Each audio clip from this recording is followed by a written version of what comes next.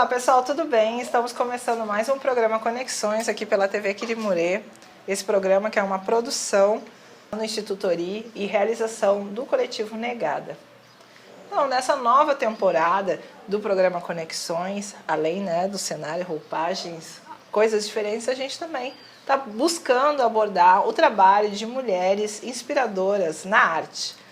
E hoje recebemos aqui no espaço do Canto das Sereias a maravilhosa Yalodê. Tudo bem, Yalodê? Tudo bem. Então, Yalodê, fala um pouquinho do que você faz, do que você se expressa enquanto arte e para se apresentar, então, para quem está nos assistindo. Claro. Eu me chamo Yalodê, eu tenho 21 anos, eu curso artes cênicas na Faculdade do Sina de Moraes. Trabalho também com bijuteria, trabalho com performance, faço oficina de turbante, estou me envolvendo um pouquinho agora na dança, tudo isso voltado para o mercado negro, para ampliar essa rede que ainda é tão fraca. Uhum. Yalodê, e me conta como foi, mesmo tão jovem, enquanto mulher negra, se perceber, como foi esse processo de identidade, sobre a questão da luta negra, da importância do empoderamento, da estética negra. Queria que você comentasse um pouquinho isso Então, pra gente. tudo começou com um incômodo, de não me reconhecer enquanto mulher negra, não reconhecer o meu cabelo, não reconhecer a minha cor e o porquê que isso causava tanto incômodo nos outros, nos ambientes na qual eu participava. E aí veio daí, quando eu entrei na universidade, eu comecei a ir um pouco mais atrás desses assuntos, comecei a pesquisar, e aí comecei a pesquisar a estética da mulher negra, e como eu poderia contribuir para isso, porque na minha busca foi uma busca muito individual, eu com eu mesma, tentando me perceber com muito um murro em ponto de faca atrás do outro, matando um leão por dia, porque é isso, a gente ainda não se reconhece, apesar de já estarmos onde estamos, no período em que estamos, ainda é muito tabuizado essa questão da estética negra, do ser negro. Ainda rola o preconceito, é muito grande, o racismo ele está em tudo. E eu fui percebendo essas minúcias, porque são coisas que às vezes passam despercebidas e já passaram despercebidas muitas vezes. E eu fui catando e fui me reconhecendo dentro desse lugar, quem era eu, por que eu estava ali, por que eu passava por aquelas coisas. E o teatro, ele abriu essas portas, de me expressar através do meu corpo, através do que eu penso, poder colocar para fora. E tá sendo uma descoberta, porque, como você falou, ainda sou muito jovem, ainda tenho muitas coisas para aprender. Uhum. Mas está sendo uma busca aí bem interessante e doída também. Uhum. Eu percebo, falo da questão do geracional, do jovem, por também sentir, perceber que há informações mesmo e discussões,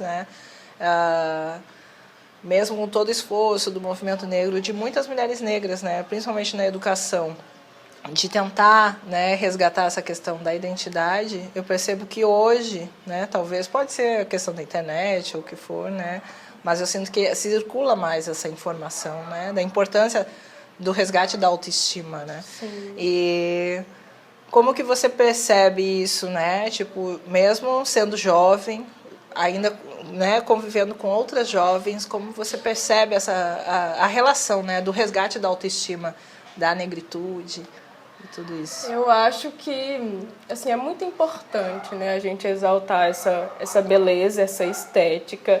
E atualmente a informação ela chega muito mais rápido, que é o que nossas mães, as nossas avós não tiveram, Mas que eu penso que às vezes essa informação ela está muito segregada em alguns ambientes para algumas pessoas. Não é para todas as pessoas que chega essa informação. mas que quando chega faz uma diferença enorme, né? Porque vai levantar a autoestima, vai levantar a autoconfiança, que são coisas que não são trabalhadas na gente, não é desde pequeno, né? Não é como você ser um homem branco, né, que é o padrão, que está no topo da hierarquia, um homem branco, onde ele sempre é elogiado, onde a sua autoestima é sempre elevada. Com a gente não é assim. Até eu me reconhecer como uma pessoa bonita, foi um processo muito grande. Eu não me reconhecia como alguém bonito, porque as pessoas não me falavam que eu era bonita, sabe? Então E a internet, ela ajuda muito, né? Porque na internet você pode... Meu primeiro contato com isso tudo foi um vídeo no YouTube. E aí, daí que eu fui procurar mais vídeos, que eu fui procurar matérias, que eu comecei a ler artigos e fui atrás mesmo. Foi uma busca mesmo muito independente, mas que eu tive um auxílio muito grande da internet. Que se eu não tivesse a internet, talvez eu nem teria essa consciência que eu tenho. Pensar esses novos, né, as novas formas, né, de acessar a informação e do quanto que isso, né, pode ser aliado, né? Com certeza, agregar, né?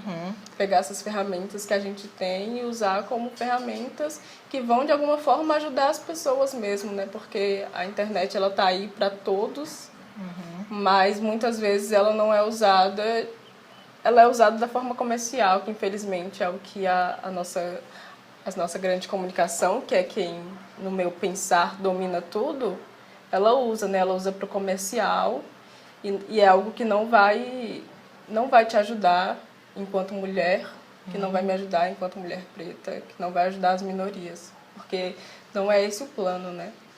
É interessante, Elodê, pensar, né, que todas essas questões de como a representatividade, né, ela ganha outros espaços, né, com a internet, né, ela se expande.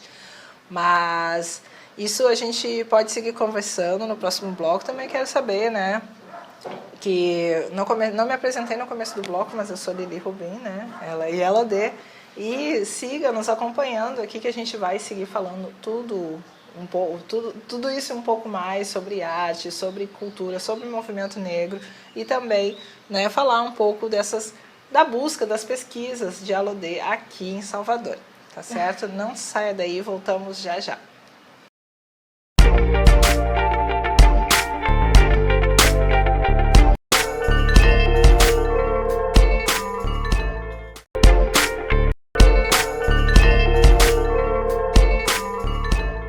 Estamos de volta com o segundo bloco do programa Conexões. Eu sou Lili Rubim e hoje recebo Yalodê, artista negra natural, né, de Goiás, né, quase vizinha já praticamente de Brasília.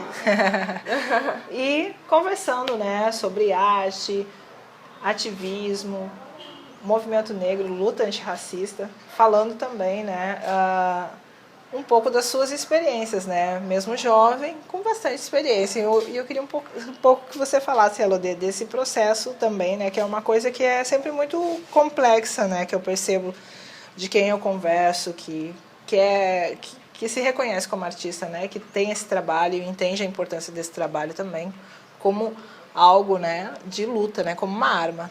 E eu queria que você falasse um pouquinho do seu processo também, né, de se reconhecer enquanto artista, né, e da importância dessa arte enquanto um ativismo também. Então, a arte ela surgiu na minha vida como um ponto de fuga, assim. Eu sempre fui muito tímida. Eu era aquela que na escola nem abria a boca. E aí eu entrei no curso de teatro, minha mãe me colocou. Fiz desde os 9 anos, aí depois eu parei. E depois, aí segui a vida, né? E voltei já no final do ensino médio, comecei a fazer teatro novamente.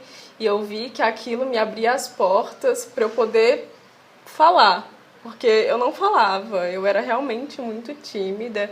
E aí, quando você é tímida, todas as coisas que você tem para falar, tudo que você quer falar, não sai, né? Eu costumo pensar assim que eu nunca fui tímida de verdade, sabe? Eu fui silenciada uma vida inteira. uma vida onde eu fui criada por uma mãe preta, solo, não tive a presença do meu pai, cresci numa família onde todos os integrantes da minha família têm pele clara, eu e minha mãe somos as únicas de pele mais retinta. Então a arte, ela me abriu esse espaço de poder me expor, me gritar, sabe? Gritar mesmo, me expandir o meu corpo. Mas mesmo fazendo os cursos de teatro, eu percebia que a cena negra nunca teve essa cena negra, sabe?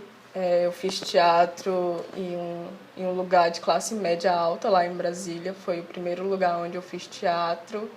Então, as pessoas eram daquele campo, né? De classe média alta e tudo mais. Quando eu fui para a universidade, eu achei que seria de uma forma, mas quando eu cheguei lá, eu me deparei com o que é realmente tudo, né?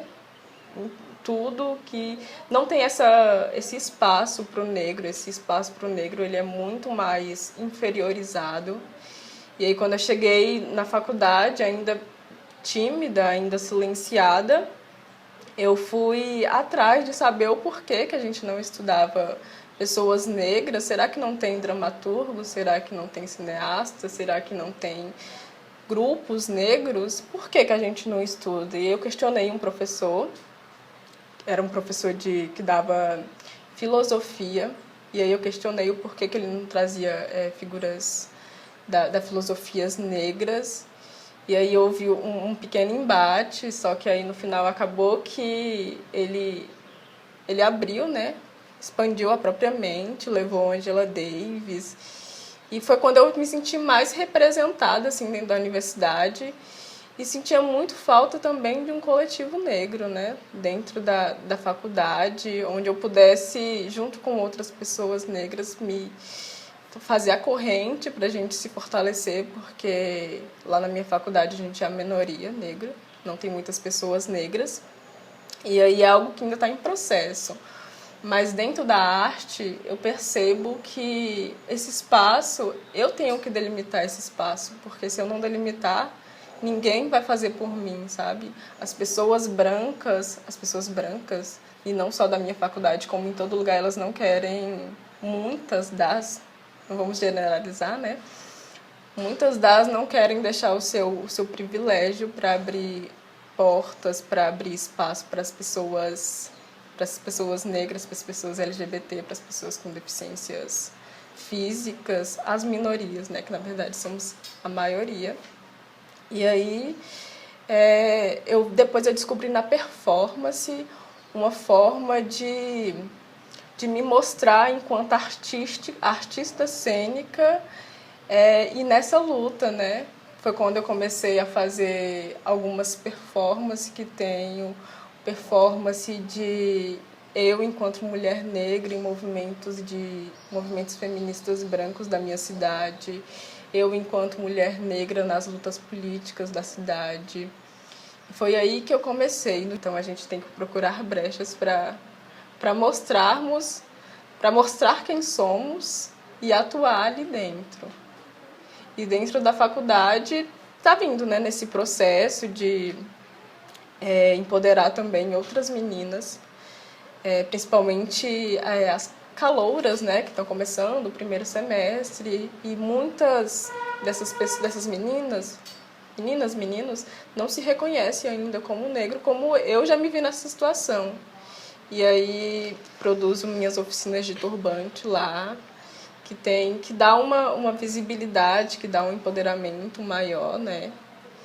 E isso tudo para mim tá dentro das artes. Mas eu queria saber de você também que outros espaços, outros lugares você também tem como espaço de estudo, de referência, né, de inspiração. Então, depois que eu comecei essa busca, eu venho pesquisando e tomando percepções de todos os lugares na qual eu passo, né? Na qual eu estou presente. Quando eu vim aqui para Salvador, foi muito com esse intuito de pesquisar o que é essa cidade para gente negro, o como é estar aqui, o como é hoje e o como foi antes, o que mudou. E as minhas percepções, elas são algumas muito positivas e algumas não, né? Eu senti aqui ainda uma cultura ainda tem uma cultura muito presente da cultura escravocrata, né? Ainda é muito presente aqui. Eu sinto que talvez o feminismo na qual a gente luta e que a gente quer estabelecer para todos o feminismo negro é algo que ainda não chega em alguns lugares aqui e não só aqui também, sabe? Onde eu moro, na periferia que eu moro, que é Águas Lindas, eu percebo muito essa segregação, sabe? Que talvez esses aspectos na qual a gente luta, pelo qual a gente está buscando, eles não chegam em alguns pontos. Mas aqui também é uma cidade muito rica culturalmente para a negritude, onde as danças afros também têm uma força muito grande, né? Tive o prazer de fazer aula com Vânia Oliveira, que é uma professora de dança afro aqui, ex-rainha do Ileayê, ex-deusa do ébano.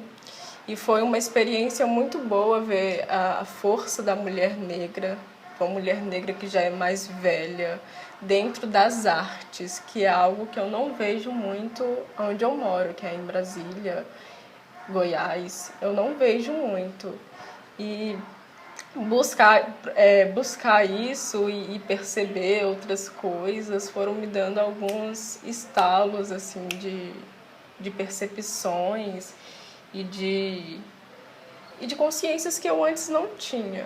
Então, cada lugar que eu passo, cada percepção é uma contribuição para essa pesquisa, né? E leio autores negros e com a visão dos autores, mas a minha visão me dá uma consciência e uma percepção que eu acho que é o que precisamos, né? É o que precisamos para nos empoderar, para nos ter essa autoconfiança de querer procurar e buscar, porque infelizmente nada vai ser dado pra gente de mão beijada se a gente não for atrás.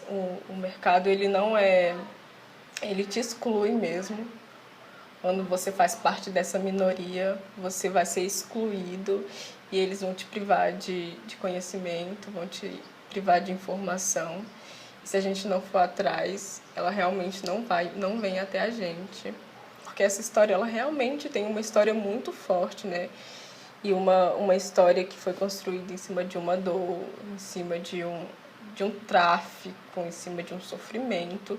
E, infelizmente, essa cultura ela ainda se propaga hoje. Não com a mesma força, mas ela ainda se propaga. E você que está aí nos assistindo, espero que esteja gostando da nossa conversa, está muito interessante ao meu ver, né? E fique aí, logo logo a gente volta para fazer o último bloco do programa Conexões. Não saia daí.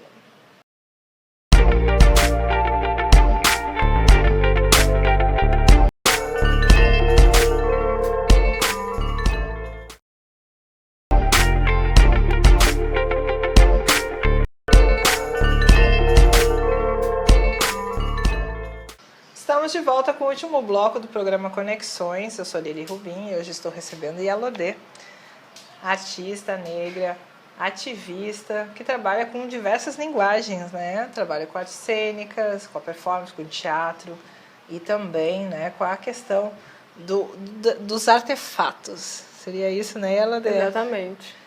Fala um pouquinho da sua marca, da Histeria Afro, que inclusive estou, né, usando aqui acessórios, artefatos. Maravilhosa. Maravilhosa. Maravilhosa tudo.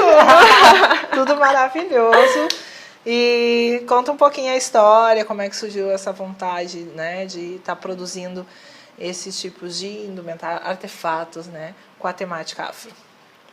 Então, sempre tive um pezinho nas artes plásticas, né? Sempre gostei de inventar umas modas.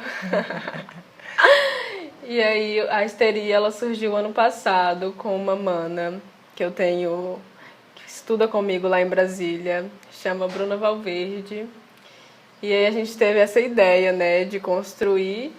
A gente já construía, já fazia esses artesanatos, mas a gente ainda não vendia, não era com uma temática afro. E aí eu tava precisando ganhar um dinheiro, ela também, universitária, moramos na favela, longe da faculdade, tem toda a questão de transporte, dinheiro, que é muito. E aí a gente decidiu fazer esses artesanatos para vender. O nome Histeria Afro, ele veio...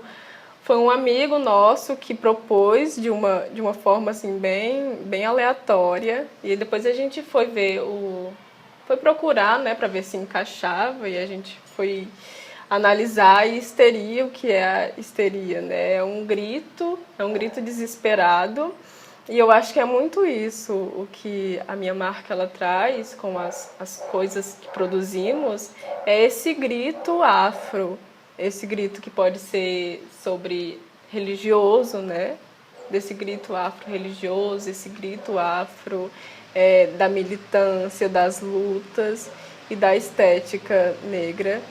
Os nossos acessórios, eles têm a matéria-prima, a gente faz com a matéria-prima que são as mesmas usadas nos colares africanos de alguns lugares da África. Usamos muito as cordas, os sisais, os búzios, as conchas. E aí produzimos dentro dessa temática, né? Essa aqui de sisal é a nossa primeira coleção.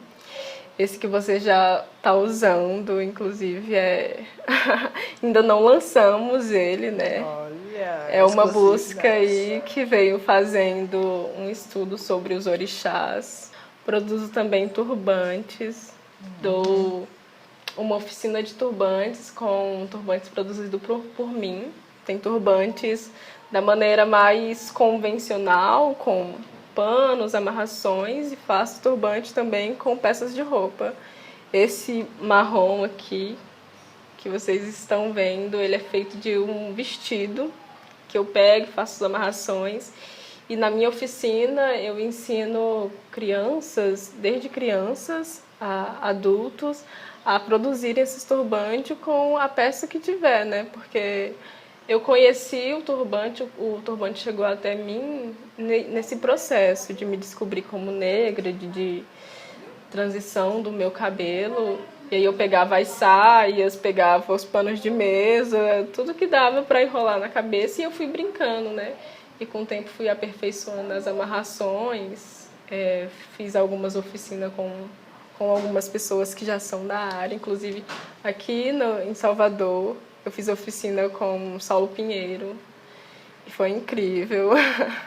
Créditos ao Saulo Pinheiro. Aprendi várias amarrações novas que eu vou levar para os meus alunos e compartilhar, né? Com essas produções eu busco exaltar mesmo a beleza afro, né? Como coisas de baixo custo, porque nossos produtos, muitos nossos produtos, como as cordas, elas têm um baixo custo, como a gente pode transformar essa natura em cultura, né? E como que com essa produção a gente pode gerar uma renda, uma grana. Essa estética afro, e para as pessoas entenderem que um colar de corda, um colar de concha, ele não é só um mero artesanato, né? Tem essa classificação também de o que é bonito, o que não é, o que é artesanato, o que é uma joia. E isso é uma joia.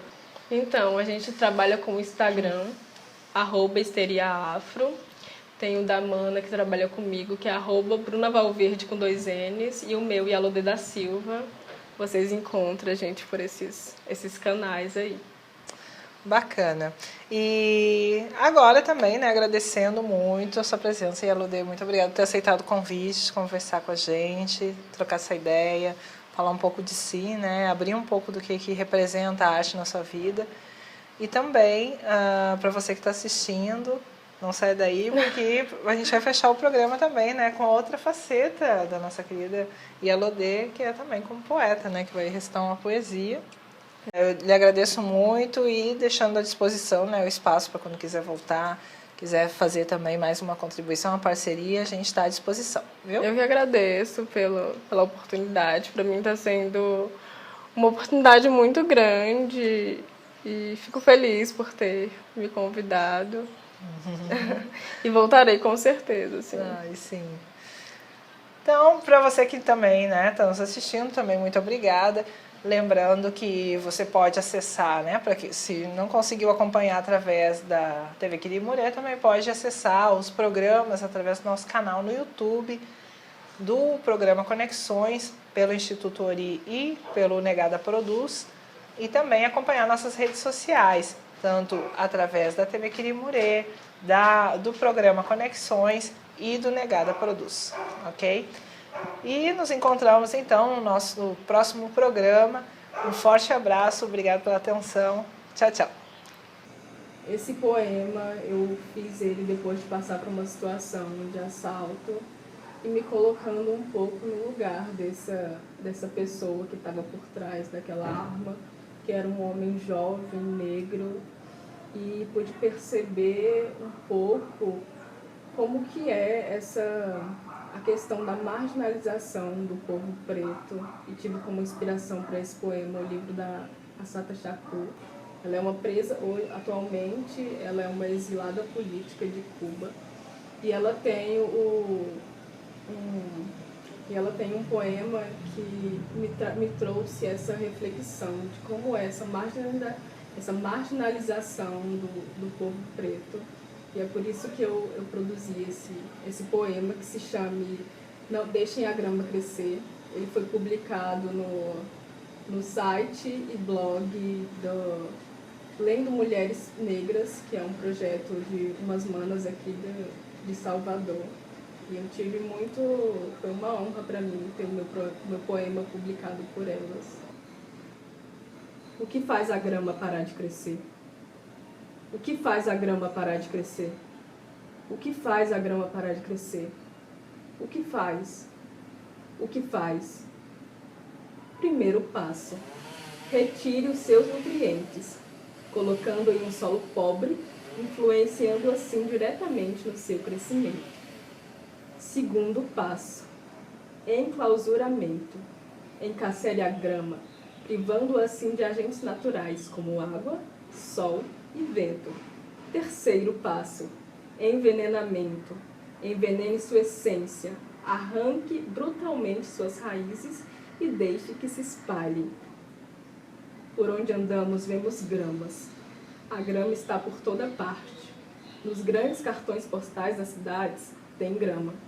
Elas estão tão verdinhas e podadas, têm o seu lugar demarcado, sempre rodeada de um espesso concreto.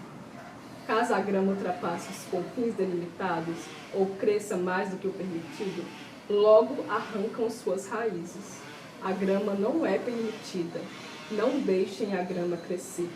A grama é abundantemente predominante.